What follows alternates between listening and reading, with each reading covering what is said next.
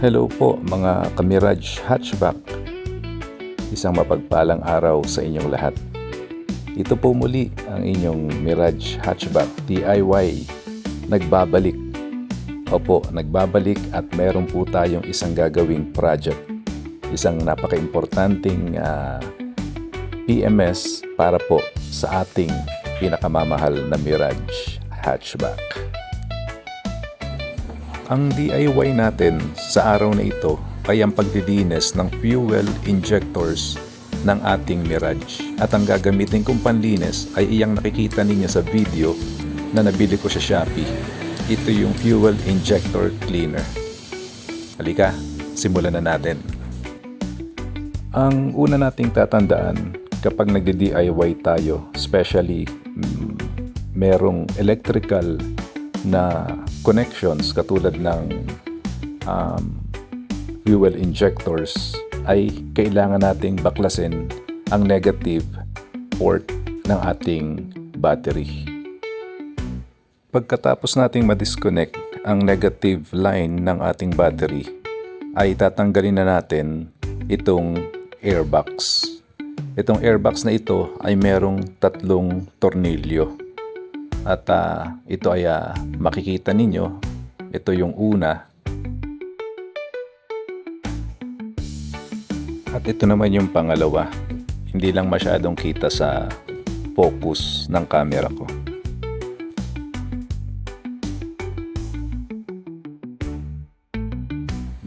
At andito naman yung pangatlong tornilyo.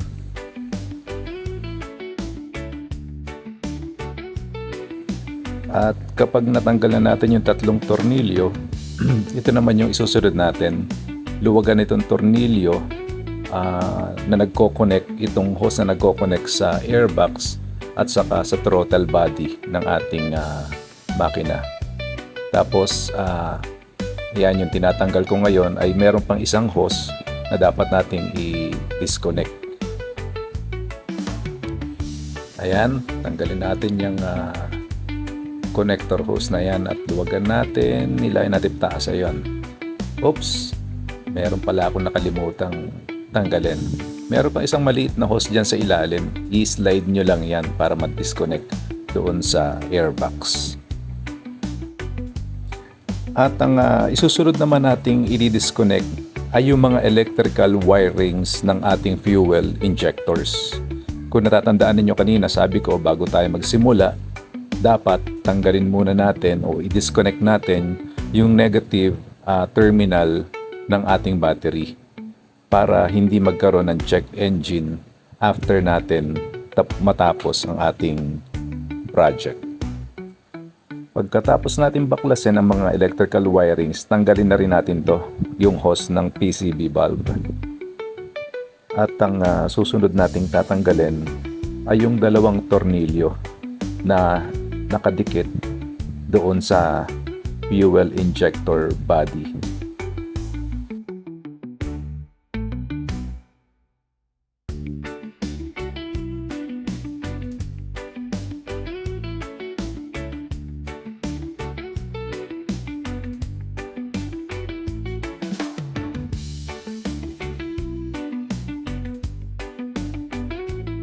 At pagkatapos natin tanggalin ang mga tornilyo, dahan-dahan nating batakin itong body ng fuel injector. Ayan, natanggal na. At merong 2 rubber spacer dyan. Ayan, yung sa tornilyo. At ito ay itabi natin. Ito yung isang rubber spacer para sa ating fuel injector. At ang susunod nating tatanggalin ay itong hose na nagko-connect sa body ng fuel injector natin. Naglagay na ako ng basahan dyan kasi merong tutulong gasolina dyan pag tinanggal natin. So, ang gagawin lang natin dyan,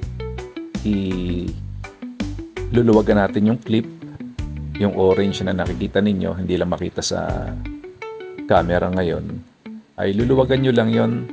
At pagka naluwagan na ninyo, nataasan ninyo, ay dahan-dahanin ninyong hilahin, batakin para yung hose ay kumalas doon sa body. At yan, natanggal na natin ang body ng fuel injectors. At mamaya babaklasin natin yung tatlong yan at lilinisin natin.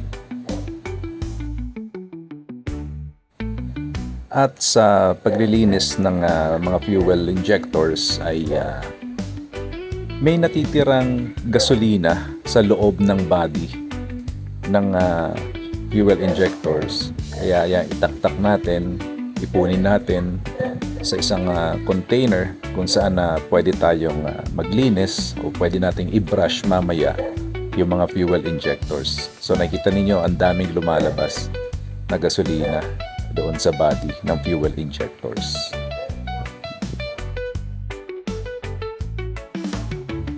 At kapag wala nang tumutulo ay pwede na natin baklasin yung tatlong fuel injectors. Merong clip ito yung tinatanggal ko. Magkabilang side yan, itutulak natin yan palabas. Dapat magkasabay siya. At medyo mahirap lang. Ayan, ito yung clip na sinasabi ko. So natanggal na yung una. Tapos dumako naman tayo rito sa pangalawa. So magkabilang side, slide lang, hila. Tapos ito naman yung pangatlo. Madali lang naman siya tanggalin. At kapag natanggal na natin yung mga clips or lock, ay ito, dahan-dahan natin na hilahin, ugain ng konti. Oops, naiwan. May o-ring kasi yan, naiwan yung o-ring. Pero sige, mamaya balikan natin, sundutin na lang natin yan mamaya. So ito yung pangalawa, medyo ikot-ikot lang ng konti, alog-alog ng konti, na habang hinihila natin, yan. Okay, so kasama yung o-ring at yung last. Ganun lang, ikot ng konti, kalog-kalog ng konti habang hinihila natin. Ayan, natanggal na yung pangatlo. So kuha tayo ng screwdriver at sungkitin lang natin yung naiwang o-ring. Yun. Tapos ibalik natin doon sa fuel injector.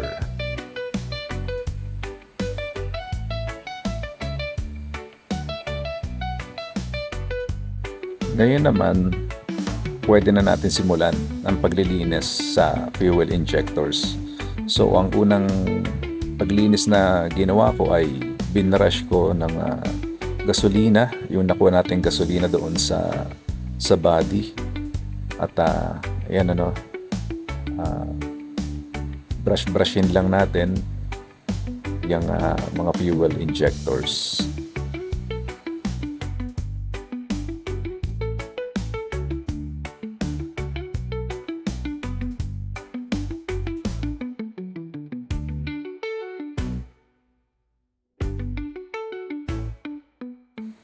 At pagkatapos natin mabrush yung mga fuel injectors, brushin na rin natin, linisin na rin natin itong body, no, kung saan nakakabit yung mga fuel injectors natin.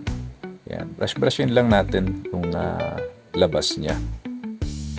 Yan.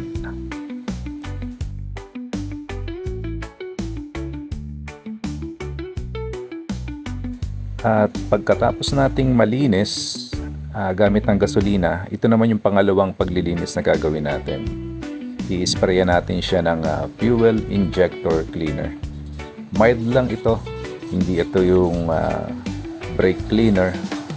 No, ito ay suitable para sa ating mga fuel injectors. Yan, mabilis lang linisin itong fuel injector. Hindi ko napapakita yung iba. Pareho lang, ganyan lang din naman ang gagawin natin. At ngayon naman, kunin na natin yung fuel injector flash cleaner na binili ko sa Shopee. Dalawa, guys, yung pinaka flash cleaner. Itong nakikita ninyo, sinusukat ko kung tama yung butas, kung pasok yung fuel injector natin. So pasok naman kasi yung isa niyan mas malaki. So design yon sa ibang engine naman ng sasakyan. Tapos dalawa rin ang cable na merong socket sa huli.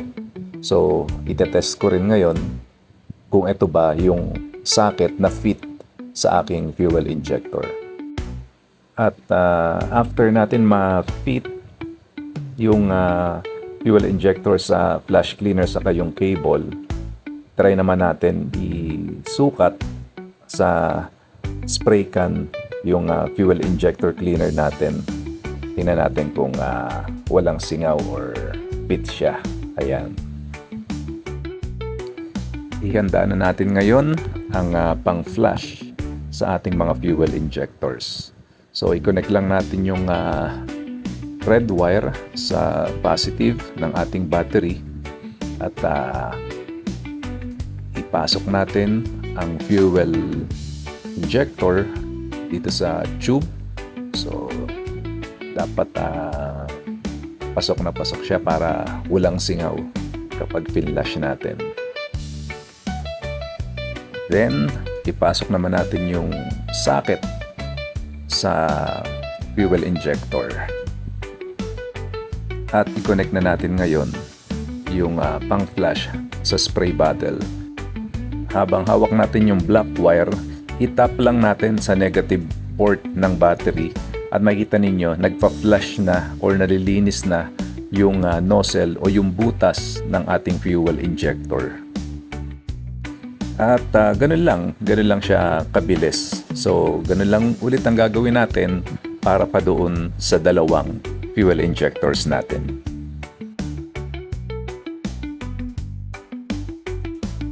Pagkatapos natin ma-flush yung tatlong fuel injectors, tinakpan ko yung mga butas kung saan natin sinusuot yung mga fuel injectors kasi isprayan ko ang paligid nito para malinis gamit naman itong mas matapang na chemical. Ito yung pang spray naman sa throttle body at MAF sensor. Ayan, sprayan ko lang dahil may mga namumuong mga itim-itim dyan, langis, alikabok na pinagsama-sama.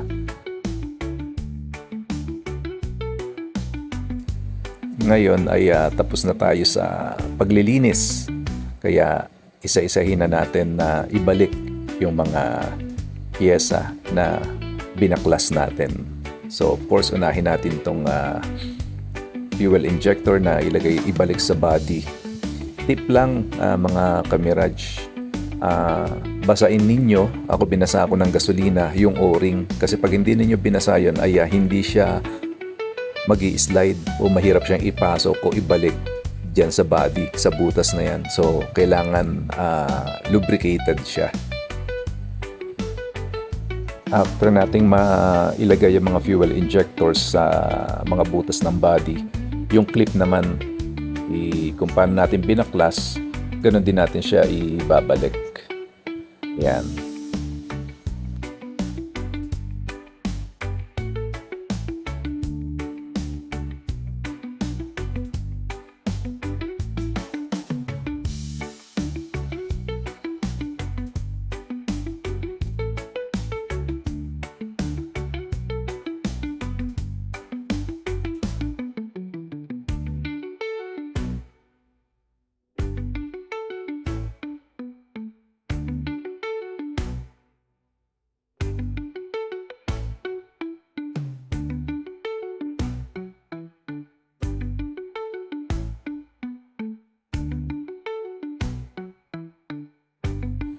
At ibalik na natin yung mga fuel injectors sa makina. So, balik lang natin yung dalawang goma doon sa may tornilyuhan para tornilyo natin yung body ng fuel injectors natin. At kapag binabalik na natin yung body, yung mga fuel injectors natin, make sure lang na lapat yung mga o-ring. Mararamdaman naman natin yan, parang magkiklik siya. So, i-push lang natin at kapag siya ay lapat na o nag-click na, pasok na, saka natin ilagay yung mga tornilyo.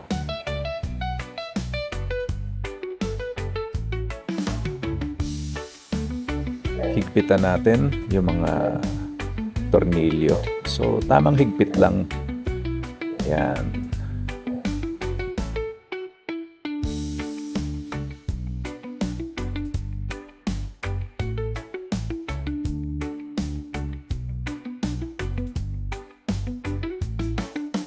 Next step natin ay i-connect na natin yung mga wires, yung socket doon sa fuel injectors natin. At bago natin i-connect, ito, contact cleaner. No, meron akong contact cleaner.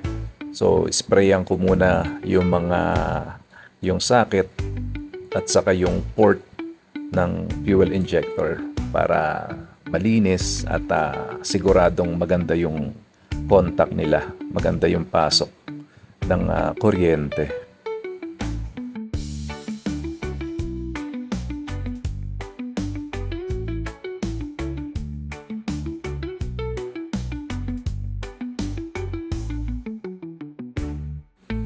After ma-spray ng contact cleaner yung mga socket at port, punas-punasan natin ng konti.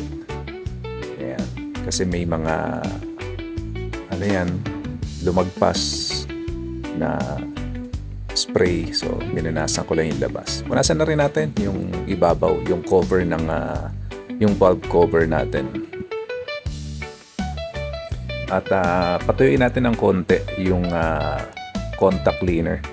Ngayon, ang kinonect ko na muna is yung gas hose papunta doon sa body ng ating fuel injector. Ngayon ay i-connect na natin yung mga socket doon sa fuel injectors natin. Next ay itong PCV bulb.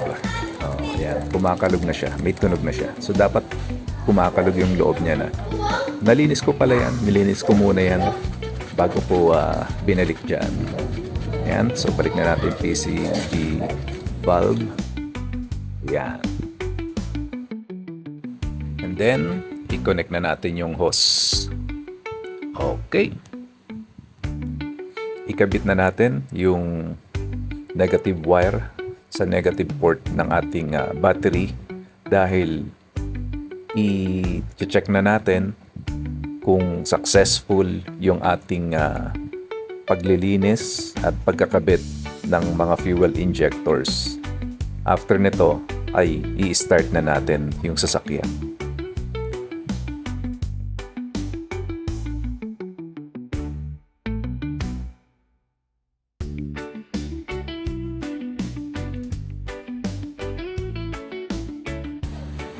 Tignan natin kung successful ang ating project. Start na natin ang ating Mirage.